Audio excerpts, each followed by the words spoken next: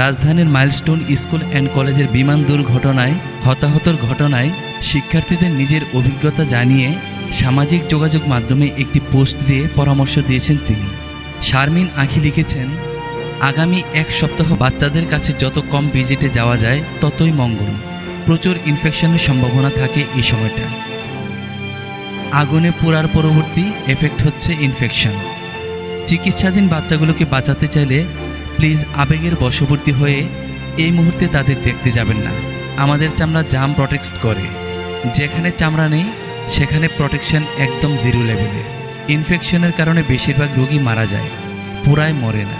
তিনি আরও বলেন, চামড়ার পোড়ার কষ্টের সাথে অন্য কোনো যন্ত্রণার তুলনা করবেন না। উপরেরটা পোড়ায়, ভেতরেরটাও পোড়ায়। ড্রেসিংয়ের যন্ত্রণা আরও অসহ্যকর।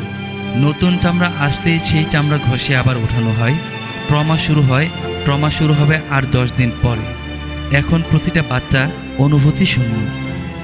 শারমিন আঁখি বলেন, এই মুহূর্তে একমাত্র ডাক্তার ছাড়া ওদের আশেপাশে যত কম যাওয়া যায় ততই ভালো। বাসায় ফেরার পর মনোসামাজিক চিকিৎসা প্রয়োজন। আমি 3 মাস মনোসামাজিক চিকিৎসার শরণাপন্ন হয়েছিলাম। শারীরিক সুস্থতার সঙ্গে মানসিক সুস্থতাও অনেক জরুরি।